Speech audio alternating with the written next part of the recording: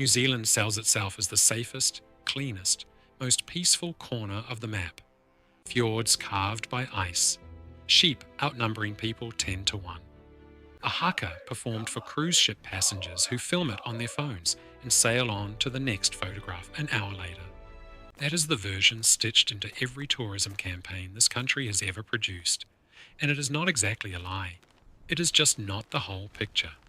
Underneath that postcard surface sits a different New Zealand, a country that fought wars on its own soil, that dug fortresses into its own hills expecting invasions that mostly never came, and that built tunnel systems so extensive some of them are still being rediscovered by accident today. When the fighting stopped, or when the concrete started cracking, or when a ceiling came down on a survey team, the people responsible for these places made the same decision over and over. Lock the door, pour the concrete, post the sign, walk away. Tonight I'm taking you to 13 of those places. Coastal batteries built into cliff faces, underground magazines dug in a hurry against invasions that mostly never came, PR sites engineered with more sophistication than most people ever give them credit for, and battlefields that a growing country simply built its suburbs over the top of. Locations so unstable, so dangerous, or so heavy with what happened inside them, that sealing them permanently was judged the only responsible option available. Some of that danger is structural: cracked concrete, unstable rock, ground that hasn't finished settling in 80 years. Some of it is something else entirely, the kind of weight you can't fix with an engineering report. Go on, subscribe, and I'll tell you the whole story. Number 13, the Stony Batter Tunnels, Waiheke Island. Most people who take the ferry out to Waiheke are going for the wine. Very few of them know that beneath the paddocks at the eastern end of the island sits one of the largest coastal defence complexes ever built in this country. Stony Batter was constructed in 1941, when New Zealand genuinely believed a Japanese invasion fleet might appear on the horizon of the Hauraki Gulf. Engineers blasted more than 600 metres of tunnel through solid volcanic rock, connecting 3 enormous gun emplacements designed to fire 8-inch shells at any warship foolish enough to approach Auckland. The work itself was staggering for its scale. Contractors moved earth and rock around the clock through 1941 and into 1942, pouring reinforced concrete gun pits designed to withstand a direct naval bombardment, all while maintaining strict wartime secrecy from an island population that mostly assumed the noise was quarrying. The guns never fired at an enemy, not once. The Department of Conservation now manages the site and allows guided access to the main tunnels, but a significant portion of the complex remains permanently closed to the public. Sections where the rock has shifted, where flooding has made the lower levels unstable, and where at least one survey in the 1990s found air quality low enough to be dangerous without proper ventilation equipment. Officially, this is presented as routine structural caution. Off the record, former DOC staff have described sections of tunnel that were mapped in the original 1940s plans and have since simply vanished from current maps, either collapsed or deliberately backfilled and never explained in any public record. What were they hiding or protecting? In tunnels nobody was ever allowed to finish exploring. Nobody in an official capacity has ever given a complete answer. The volcanic rock keeps its own records, and so far it isn't talking. Number 12. Ripapa Island and Fort Jervois, Lyttelton Harbour. Ripapa is a strange little island, barely large enough to walk across in 10 minutes, sitting almost exactly in the mouth of Lyttelton Harbour near Christchurch. It has been fortified, abandoned, and refortified so many times that its history reads less like a single story and more like 4 different countries took turns using the same small patch of rock. Maori occupied it as a fortified pā generations before European contact, its small size making it naturally defensible against raiding parties arriving by sea. In the 1880s, during a genuine invasion scare involving Russian warships that never actually arrived, a wave of paranoia that swept through several New Zealand ports at once, the colonial government poured concrete gun emplacements into the island and named the result Fort Jervois. During the First World War, it became an internment camp holding the German Count Felix von Luckner, a naval raider so famous for his exploits that guards reportedly had to be rotated regularly to prevent them from becoming too friendly with him. The underground magazine and plotting rooms beneath the fort have been sealed since the 1990s. The stated reason is straightforward: asbestos lagging on old pipework, unstable concrete, and a genuine risk of falling debris in low-ceilinged corridors that were never built to modern safety codes. What is less straightforward is why a heritage site with this much documented history, Maori Pā, Russian scare fort, prisoner of war camp, has never received the restoration funding given to comparable sites elsewhere in the country. Ripapa sits visible from the Christchurch gondola, close enough to photograph, permanently locked all the same. The island has been reshaped by every group who ever needed it and abandoned by every group who was finished with it. Maori defenders, colonial gunners, wartime prisoners, and now a handful of dock volunteers who mow the grass on weekends. 4 completely different relationships to the same small patch of rock, none of them overlapping in time by more than a generation or two. That pattern doesn't feel accidental after the 3rd time you notice it repeating. Number 11. Fort Dorset, Seatoun, Wellington. Fort Dorset guarded the entrance to Wellington Harbour from 1888 until the New Zealand Army finally handed the land back for redevelopment in 1996.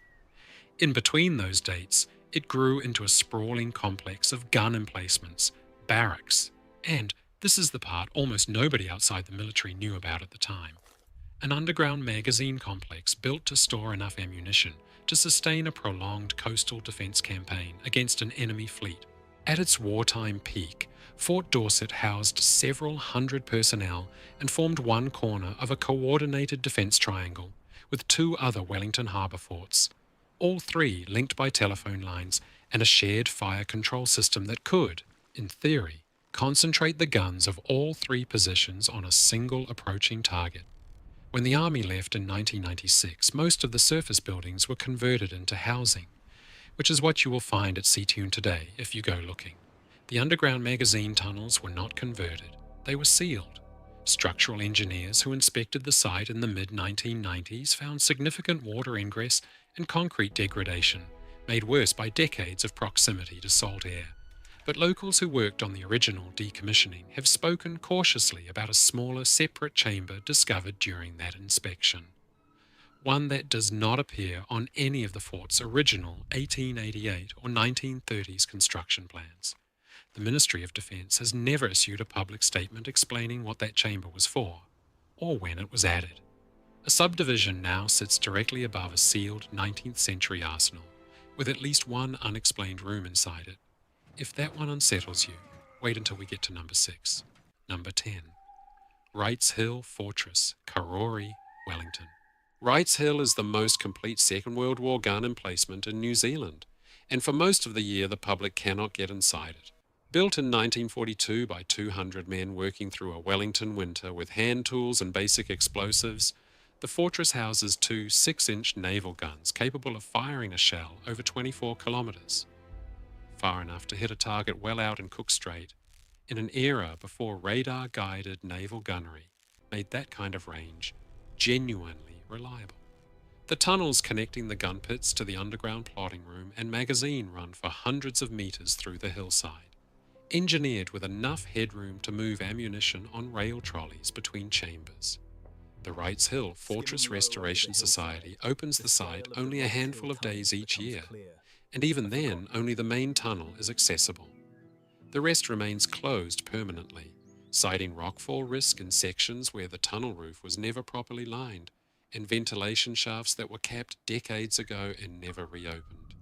What draws attention from local historians is a detail buried in the original construction records. The tunnel network as built exceeds the length specified in the approved 1942 wartime budget by a considerable margin, with no surviving paperwork explaining who authorized the extra excavation or why. Wartime secrecy meant plenty of decisions were never written down, and that is the official explanation offered today. Whether that is the whole truth or simply the easiest thing to say about a hole in the historical record depends on how much you trust an 80-year-old silence. The men who dug those extra meters of tunnel are gone now, every one of them, and whatever reason they had for digging further than the budget allowed died with them, buried somewhere under a Karori hillside that most Wellingtonians drive past without a second thought. This is where I'll ask you to subscribe if you haven't already, not because a bell tells you to. Subscribe to show that these videos actually help and that they make sense. Number 9. Godley Head Battery, Christchurch. Godley Head sits at the entrance to Lyttelton Harbour on the opposite headland from Ripapa Island, and together the two positions were meant to form a crossfire that no invading ship could survive without taking fire from two directions at once. Built in 1939 and expanded through the war, the battery included two 6-inch guns, an underground plotting room, a searchlight emplacement, and a network of tunnels connecting observation posts along the exposed cliff edge, manned around the clock by rotating shifts of coastal artillery gunners who, by most surviving accounts, spent the entire war watching an empty horizon. The gun emplacements themselves are open to walkers today, part of a popular coastal reserve. The plotting room and the deeper tunnel sections are not. A 2011 earthquake, part of the same sequence that devastated central Christchurch, caused visible new cracking through sections of the underground complex that had already been showing decades of water damage. Engineers assessed it as too dangerous to reopen, and the Department of Conservation sealed it that same year. What is less discussed is that Godley Head was also used briefly, and with almost no surviving documentation, as a coastal watch post during a period in the late 1930s when New Zealand's official defence planning barely acknowledged any credible threat to the mainland at all. Someone in Wellington clearly disagreed enough to fund a full battery on a headland the official histories treat as an afterthought. The concrete cracked because the earth genuinely moved beneath it. That much is not in dispute. But the reasons a full coastal battery was quietly under construction years before anyone admits real danger was on the horizon. That part has never been fully explained, and probably never will be by anyone who was actually in the room when the decision was made. Every person who signed off on that early funding is long since gone, and the paper trail, like so much of this country's quieter defence history, simply stops where the questions start. Number 8. North Head, Maungawhau, Devonport, Auckland.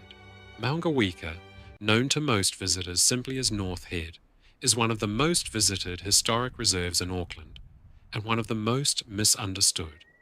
Beneath its grassy summit sits a maze of tunnels connecting disappearing guns, a torpedo store, and a labyrinth of underground rooms built in stages from the 1880s Russian scare right through to the Second World War, when the site briefly held a garrison larger than at any point in its previous 60 years of use. Officially, several sections remain closed to the public, fenced off with signage citing unstable ceilings and, in a handful of areas, historic contamination from wartime chemical stores that were never fully documented when the site was decommissioned in the 1950s. Maungawhau is also a maunga of deep significance to Ngāti Wātua, another iwi with whakapapa connections to the Waitemata, a status that long predates any fort ever built into its slopes. Heritage New Zealand and local iwi have worked together on interpretation of the site in recent years, and where iwi have identified areas as culturally sensitive, those areas remain closed, regardless of what any engineering report says. That decision is respected here without question, exactly as it should be. What genuinely divides people who study the site is a smaller, more physical mystery: whether the surveyed tunnel network matches the full extent of what was actually excavated. Former Navy personnel who served at North Head in the 1960s have described corridors that dead-ended in freshly poured concrete, blocking off routes that older maps suggest continued further into the hill. I'm curious whether anyone watching this has walked those tunnels themselves and noticed something the official maps leave out. The comments are there. Number 7. Taiaroa Head, Otago Peninsula. Taiaroa Head is famous today for its royal albatross colony, the only mainland breeding site for the birds anywhere in the world. Fewer visitors realise that directly beneath the observation centre sits Fort Taiaroa, home to New Zealand's last surviving Armstrong disappearing gun. A piece of Victorian engineering so unusual that when it fires during demonstrations, the 8-ton barrel drops backward into an underground pit on a hydraulic mount, invisible from any ship at sea, until the moment it rises to fire and vanishes again. It was built in 1885 during the same Russian invasion panic that produced Fort Jervois on Ripapa Island 400 kilometres to the north, at a cost that reportedly strained the entire Otago provincial defence budget for that year alone. The gun pit and its immediate chamber are open for guided tours. The deeper magazine tunnels running beneath the headland are not, and haven't been, for decades. The stated reason is straightforward structural risk in a network built directly into crumbling coastal cliff, a cliff that is actively eroding into the harbour entrance a little more every year. What is less publicised is that the same headland holds significant Maori historical and spiritual importance as a former PA site and burial ground, layered underneath a colonial fort that was built with essentially no consultation at the time. The layers here are literal. You can stand on ground that has been a PR, a battery, and now seabird sanctuary. 3 completely different kinds of significance stacked on top of one another, with the middle layer sealed shut, and the earliest layer barely acknowledged at all in most of the tourist material still handed out today. Erosion will eventually finish what safety officials started. Someday there won't be a decision to make about whether the tunnels stay open, because the cliff they sit inside simply won't be there anymore to argue about, and the albatross colony above it will carry on as if none of it had ever happened at all. Number 6. Maungawhau, Mount Eden, Auckland. Mount Eden is the highest natural point in Auckland City, a dormant volcano whose crater draws thousands of visitors a year for the view alone.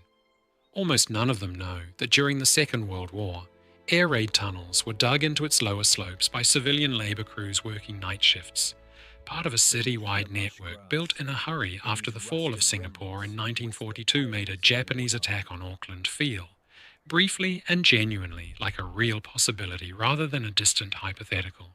Most of Auckland's wartime tunnel network has long since been filled in or built over as the city expanded through the following decades, but sections beneath Maungawhau were left in place, sealed rather than destroyed, when the post-war council decided the volcanic cone itself was too geologically sensitive to risk further excavation or demolition work anywhere near it. Maungawhau is one of the most sacred maunga to Ngāti Watua, the site of a former PA of major significance, and Tupuna Maunga authority governance now guides every decision made about the mountain, including the tunnels. Their position, stated plainly, is that the wartime tunnels are colonial-era intrusions into a site whose primary meaning long predates them, and that sealing rather than restoring or promoting the tunnels is the appropriate and respectful outcome. That decision is not up for debate here, and it shouldn't be. What lingers, for anyone who studies the wartime tunnel network across the whole city, is how incomplete the surviving 1942 plans actually are. Entire sections referenced in emergency civil defence memos from that year correspond to no tunnel anyone alive today has ever confirmed the location of. A city prepared to hide underground from an invasion that never came, dug hurriedly into a mountain that had already been sacred for centuries before the first air raid siren was ever installed nearby, and 80 years later, we still don't have a complete map of where all those wartime shelters actually were. Number 5. Motutapu Island, Hauraki Gulf. Motutapu sits directly beside Rangitoto, the much younger and far more famous volcanic island that most Auckland visitors photograph without ever realising its quieter neighbour holds one of the largest wartime installations in the entire Hauraki Gulf.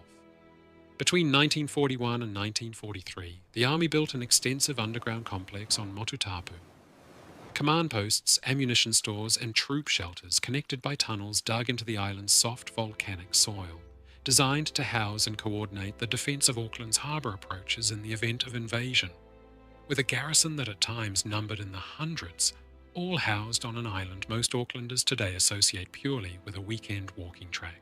Much of the complex has since collapsed or been deliberately filled in, judged too dangerous to maintain in ground that was never as geologically stable as the granite tunnels of Stony or Wrights Hill.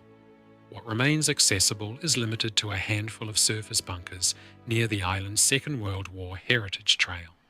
The deeper command tunnels are permanently sealed, and dock rangers who have worked on the island for years describe soft ground that can subside without warning directly above old tunnel sections, making the area genuinely hazardous rather than merely off-limits by policy. Motutapu also has a much older and heavier history that the wartime story sits on top of. The island was the site of a devastating pre-European conflict, and archaeological evidence of that earlier violence has been found within metres of where soldiers later dug their 20th century defences. Two entirely different wars separated by centuries, but sharing almost exactly the same ground. The island keeps swallowing its own history, one collapsed tunnel at a time, and every generation that has fought or sheltered here has eventually been buried under the next one's footprint, sometimes literally. Walkers on the modern heritage trail today pass within metres of both wars, without any sign telling them so. Two very different kinds of silence resting one on top of the other, beneath the same quiet grass. Number 4.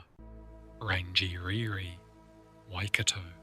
In November 1863, roughly 500 Maori defenders, largely from Waikato and Ngati Maniapoto, held a heavily fortified PA at Rangiriri against more than 1,400 British troops, backed by naval gunboats operating on the Waikato River itself.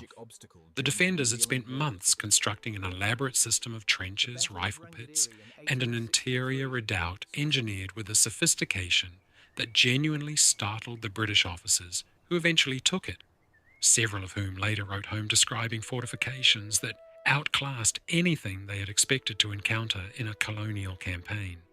The battle became one of the bloodiest single engagements of the New Zealand Wars, with roughly 47 defenders and at least 38 British soldiers killed before the position finally fell the following morning. The main earthworks are preserved today beside State Highway 1, visible to thousands of drivers who pass without stopping. What most of them never see are the interior rifle pits and connecting trench sections behind the main visitor area, closed to public access for decades due to erosion and instability in ground that has never fully recovered from over a century of farming disruption on either side of it. The official Crown account of the battle, recorded shortly afterward, described the Pā's fall as a clean military victory. Local iwi oral history has always told a different version, one involving a disputed flag of truce and questions about whether the final assault violated terms that had already been offered, questions that were never resolved to the satisfaction of the people who were actually there. Case closed, said the official reports at the time, except the descendants of the people who built those trenches have never agreed that it was closed at all, and the ground itself, still unstable more than a century and a half later, seems to be siding with them. Number 3. Gate Pā, Pukehinahina, Tauranga. Gate Pā is remembered as one of the few outright British military defeats of the entire New Zealand Wars period, and it happened at a site that today sits almost entirely swallowed by suburban Tauranga, with a primary school and residential streets occupying ground that was, for one violent afternoon, one of the most contested pieces of real estate in the country. In April 1864, around 230 Maori defenders under Rawiri Puhirake held off an assault by more than 1,600 British troops, inflicting devastating casualties on the attacking force in barely half an hour of close combat, before withdrawing under their own terms during the night, having deliberately built the PA's interior trench system to funnel the attacking force into a killing ground the British never saw coming. The PA itself no longer physically exists in any visitable form. The site was built over generations ago, and a memorial reserve marks roughly where it stood. What remains genuinely restricted is a small area beneath the modern reserve where underground defensive tunnels were confirmed by archaeological survey in the 1990s, but never opened for excavation or public access, out of respect for what is understood to be an unmarked burial context connected to the battle. Heritage New Zealand and local iwi have kept that ground closed by mutual agreement, and it has stayed that way regardless of any development pressure on the surrounding suburb over the following decades. What draws people to Gate Pā, generation after generation, is the code of conduct the defenders reportedly followed even in victory, providing water to wounded British soldiers left on the field overnight. an act of mercy recorded by British officers themselves and still taught today as one of the more remarkable human details of the entire war. A battle won through both tactical brilliance and basic decency on ground that a growing city built over without ever quite managing to erase what happened there. Number 2. Ōrākau, Waikato. Ōrākau is the site of Rewi Maniapoto's last stand, the battle that gave New Zealand history one of its most quoted lines, "Ka wauhai tonu matu ake ake ake." We will fight on, forever and ever. In late March and early April 1864, around 300 men, women and children, hurriedly fortifying an unfinished PI, held out for 3 days against roughly 1,700 British and colonial troops before making a desperate breakout through the surrounding lines under heavy fire. The battlefield today is marked by a small memorial reserve on farmland near Kihikihi, a fraction of the size of the original engagement, and the surrounding paddocks, privately owned, actively farmed, grazed by cattle that have no idea what they're standing on, are not accessible to the public at all. This is not a safety closure in the conventional sense. It is a closure by ownership, and by the quiet, consistent wish of the descendant community that the wider battlefield, much of which likely still contains human remains from the breakout, not be turned into a tourist attraction or a curiosity stop on a road trip. That wish has been honoured by successive landowners for generations, without needing a fence or a sign to explain why. The official colonial reports from 1864 described a swift, decisive victory. They said far less about the number of women and children among the casualties during the breakout, or about the accounts, passed down since through oral history, describing defenders killed after resistance had already effectively ended. Whether every detail of that oral history can be independently verified today is a genuinely difficult question, and honest historians say so plainly, rather than pretending otherwise. What isn't difficult is understanding why the descendants of the people who said ache, ache, ache, have never wanted strangers walking freely across the ground where it happened. Number 1. Ruapekapeka Pā, Northland. Ruapekapeka means, roughly, the bat's nest, and it might be the single most important military site in New Zealand history that most New Zealanders have never heard of. Built by Ngāpuhi Chief Kawiti in late 1845, it was the most sophisticated fortification the New Zealand wars ever produced. An engineered system of underground bunkers, covered trenches and firing positions specifically designed to absorb sustained British artillery bombardment. A defensive innovation that predates comparable trench warfare tactics used in Europe by roughly 70 years. British and Allied Maori forces bombarded the PA for 10 days in January 1846, firing more artillery at Ruapekapeka than at almost any other single engagement of the New Zealand wars, before finally entering it, only to find that most of the defenders had already withdrawn the night before through prepared escape routes, having accomplished exactly what the fortification was designed to do. The battle is often recorded simply as a British victory, and the flag was indeed captured and the PA occupied. It was, in a much more precise sense, a masterclass in military engineering that absorbed 10 days of concentrated bombardment, inflicted disproportionate losses on a vastly better armed force, and then walked its people away largely intact, which by any honest military reading looks considerably more like a strategic win for Kawiti than a defeat for the side that actually built the thing. The underground bunker network is now managed jointly by the Department of Conservation and Ngāpuhi, and significant sections remain permanently sealed, partly for straightforward structural safety in tunnels dug through soft Northland earth more than a century and a half ago, and partly because portions of the site hold status as Waihetapu, sacred ground that is not for excavation, display, or casual foot traffic under any circumstances.